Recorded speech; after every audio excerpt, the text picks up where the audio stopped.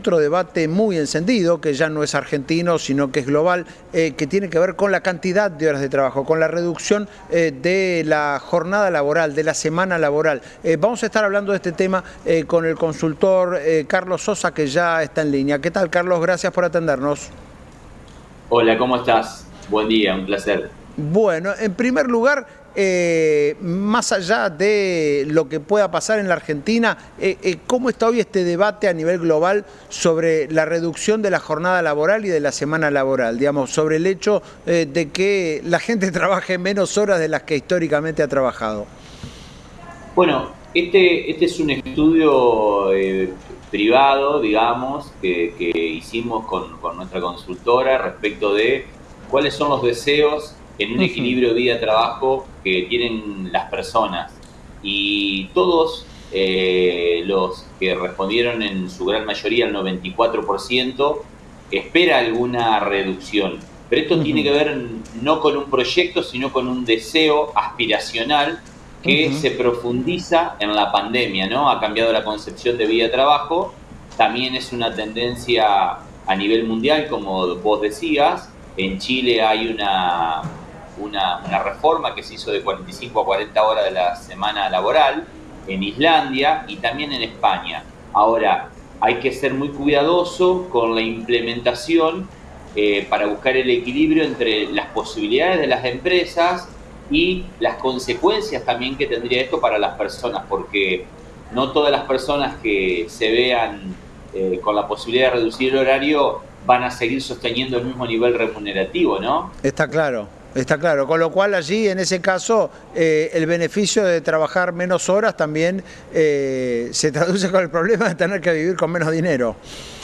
Así de simple. Claro, exacto, porque una cosa es hacer un trabajo ejecutivo y otra cosa es hacer un trabajo creativo, digamos, ¿no? Las empresas tienen que brindar procesos, espacios, tienen que ser más productivas. Ejemplo, no tener reunionitis, generar reuniones y perder tiempo, eso quedó instalado después de la pandemia. Y por otro lado, las personas tienen que focalizarse en eliminar distracciones. Ejemplo, evitar hacer dos cosas a la vez, focalizarse y profundizar el trabajo, eliminar las tareas de bajo valor agregado, para que entre empresa y colaborador se encuentre el equilibrio y la pérdida para ambas partes no sea grande, digamos, porque las empresas no pueden soportar un incremento de costos y las personas tampoco pueden tener mucha pérdida en caso de que este escenario se dé. Esto es algo futuro que se va a dar en el mediano plazo seguramente, pero hay que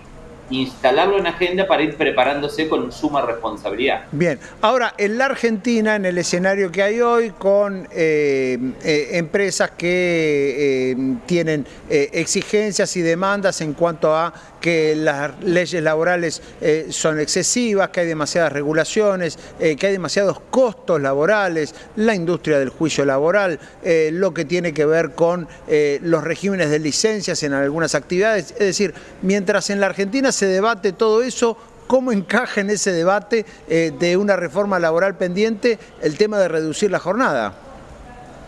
Bueno, quiero ratificar con creces esto que estás diciendo. Las pymes, sobre todo, o sea, también es para una corporación, para una multinacional, para una empresa de un tamaño considerable, también es costoso, pero sobre todo en las pymes, los costos, la reforma laboral pendiente, que debiera ser más ambiciosa, genera sin dudas un impacto fuerte en los costos. Entonces, se complica más el escenario con este tema emocional de estas expectativas que tiene una parte de la población mundial, que es trabajar menos. Entonces, dificultades en los costos. Con este escenario es claro que hay que hacer algo para bajar rápidamente los costos, la industria del juicio, y también ir preparándose, porque las empresas tienen que buscar eficiencia, ¿no? Y esto tiene que ver con el gerenciamiento superior, con los líderes, con la toma de decisiones y de ser creativos, ¿no? Entonces, es un escenario complejo y por eso es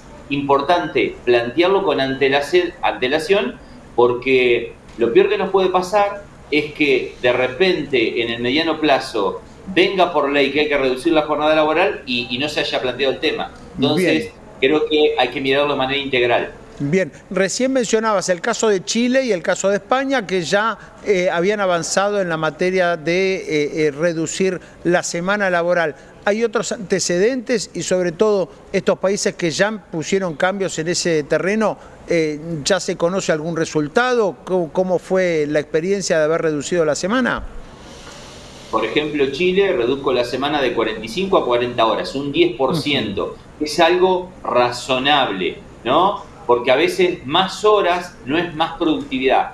Si yo tendría que estimar hoy que una persona trabaja de 8 a 9 horas, la pregunta es, ¿cuánto tiempo está concentrado? ¿Cuánto tiempo la persona me está dando el 100% de su rendimiento? Va por ahí. Entonces, en los casos como Islandia, que me olvidé de nombrártelo, y Chile, ha traído buen resultado en términos de productividad, pero la prueba ha sido de reducciones mínimas. Fíjate, de 45 a 40, Islandia fue un poquito más ambicioso, de 45 a 36 o 40, es decir, estamos hablando de reducciones del 10 al 20% aproximadamente. Esa liberación de tiempo, si por las personas es aprovechado para tener un estilo de vida saludable, ejemplo, buena alimentación, actividad física, buen descanso y desconexión, las personas pueden hacer en menos tiempo más, porque deben cuidar la concentración para hacer en menos tiempo lo que antes a veces estamos por estar en una empresa o en un trabajo. Bien, en la Argentina hay más sobreocupación que en otros países, digamos, en la Argentina hay más gente que trabaje por encima de las 8 horas diarias en relación a países vecinos, por ejemplo. Bueno, buena pregunta. Ese dato sinceramente no lo tengo. Sí sé que en el sector informal termina trabajando muchas veces más horas por una cuestión de inferioridad, de condiciones y también porque realmente, imagínate que el 74% de las pymes, este era un dato pre-pandemia, tiene de 1 a 5 empleados. Entonces, en ese sector es muy complicado la formalización y el esfuerzo que hace el empleador por dar empleo y el empleado colaborando con más horas. Ahí se nota mucho en ese segmento ese esfuerzo en número de horas, como vos me estás preguntando, pero no tengo el dato con respecto a otros países, si estamos por encima o no. Bien, pero bien, me comprometo a y está buscarlo. claro. Pero recién mencionabas de nuevo la pandemia. Digo, la pandemia cambió, no es que haya cambiado los hábitos productivos, sino que también cambió la mentalidad de las personas, ¿no? La mentalidad de la gente en cuanto a la cantidad de tiempo de mi vida que le dedico a trabajar, a producir o a ganar dinero. Exacto, exacto. Antes, ¿qué hacía una persona lógica? Iba a la escuela, hacía una carrera, formaba una familia, intentaba ganar dinero, ahorrar para cuando se jubile y moría.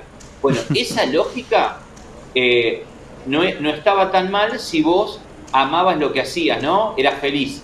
El tema es que para los chicos hoy, el trabajo es un medio para que le ingrese dinero y para hacer lo que le gusta. ¿Por qué? Porque hay otra investigación que el 86% de las personas no está en una posición que hace lo que soñó, que hace lo que ama. Entonces al trabajo se va para que sea un medio para vivir y hacer lo que me gusta. Y cuanto menos me absorba, mejor. Ese es el concepto que quedó con la pandemia, donde se valora mucho el aquí y el ahora, donde se valora la experiencia, y la felicidad tiene que ser en el próximo instante, en este momento, no en el futuro, como antes pensábamos, ¿no? Claro, pero también es una vida que uno supone muy ingrata, ¿no? El hecho de estar todo el tiempo, por más que tenga la remuneración para después uno hacer lo que quiere, digo, dedicarle tantas horas de su día. ¿Nos escuchás, Carlos? No, se cortó el audio, lamentablemente. Hola. Vamos a tratar ahora Fernando, de retomar este último punto, porque era también muy interesante, ¿no? Acerca de cuánto tiempo uno dedica a trabajar y sobre todo cuánto placer encuentra en esa tarea. Interesante lo que decía Carlos Sosa, lamentablemente no lo pudimos despedir porque se nos interrumpió el audio y se nos cortó la comunicación, pero lo cierto es que el debate está planteado, ¿no? ¿Cuántas horas al día se trabajan? ¿Cuántos días a la semana se trabajan? Ya hay antecedentes cercanos, uno de los antecedentes es Chile, en los cuales se redujo la semana laboral, se modificó la legislación laboral en ese sentido, con el objetivo de ganar más productividad y que las personas puedan desarrollarse en otros terrenos. Con lo cual habrá seguramente un espacio para este aspecto en el debate de reforma laboral que seguramente se viene en la Argentina.